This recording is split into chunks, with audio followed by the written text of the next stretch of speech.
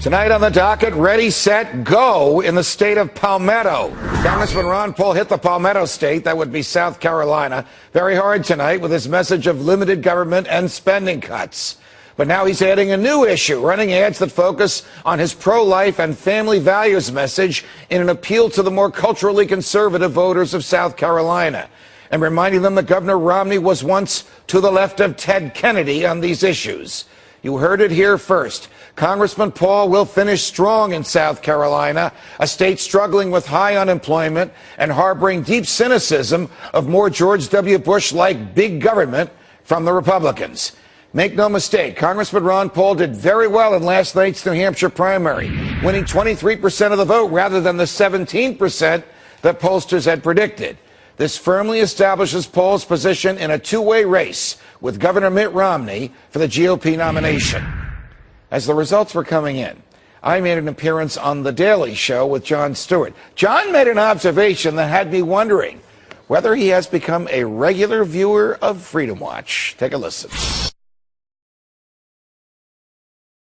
Republican version of big government. That's why so many GOP primary voters who turn to Romney seem to do so out of resignation rather than out of passion. And that's why so many GOP primary voters and independents are now turning to Ron Paul, the only conservative running and the only passionate alternative to Mitt Romney. It is time to dispense with the tired nonsense that Ron Paul is unelectable. The same was said of another older guy from the West named Ron about a generation ago. Polls show that in a head-to-head matchup with President Obama, only Mitt Romney and Ron Paul are within the margin of error. After Iowa and New Hampshire, the two GOP candidates that have garnered the most votes are Mitt Romney and Ron Paul. Last night's primary makes one thing very clear. Ron Paul is the only electable alternative to Mitt Romney, and he is the only Republican who believes in small government. So, will the other candidates heed his call and drop out so conservative voters can get a real choice between a real conservative and more of the same? For answers, we turn to political strategist Jack Burkman. Jack, it's a pleasure. Your Honor, Happy New Year. Thank you. Same to you. Welcome back to the show. How did Ron Paul do so well in New Hampshire yesterday? Well, he's broadening his base of independents. First, though, that was the worst case of media bias I have seen. He's been the victim 6 or 7 times of terrible media bias. This was the worst. 25%, almost 25, I think 24.8%. Stellar performance. Media downplayed it. I don't think there was hardly any bias. I'm talking about bias today and reporting the results, or bias during the campaign? Well, throughout, both. But bias today mainly in reporting the results today. I think it was the worst single incident of media bias against Ron Paul all year long, and there have been some very, very bad ones. Why did independents go with Ron Paul in Iowa and in New Hampshire? And do you think we'll see the same phenomenon next week in South Carolina? Yes, it's catching on. He's broadening his base. What's happening now is he started out with young people. First of all, he's the only candidate with a base.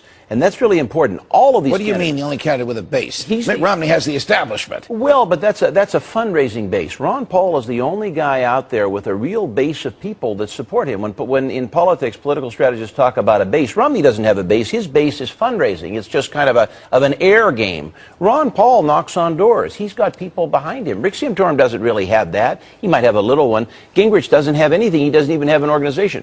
All of these people have to recreate their base in every single state. Ron Paul doesn't. And the better news for him is he's surging in that he's reaching deeper and deeper. His base is not just kids anymore. It's soccer moms. It's independents of all kinds. Can he get the Republican nomination? Oh, yes. I think he can. I think he will be in it till the end. I mean, we know that much for sure. He's in it for the distance. I mean, Romney will be in it. Ron Paul will be in it. You're going to have one conservative. Gingrich and Santorum are probably battling for that third spot, one of them, and that they probably will drop away. I would predict you could have all the way to the convention floor Ron Paul versus Mitt, and Ron Paul could very well win. I think Ron Paul, here's what he's going to do that Santorum and Gingrich have failed to do. What? He can expose the contradictions in a very lawyerly way in Romney. He can say, you were pro-choice here, now you're pro-life. You were anti-gay, now you're pro-gay, now you're anti-gay. He has the ability to show the nation what Romney is.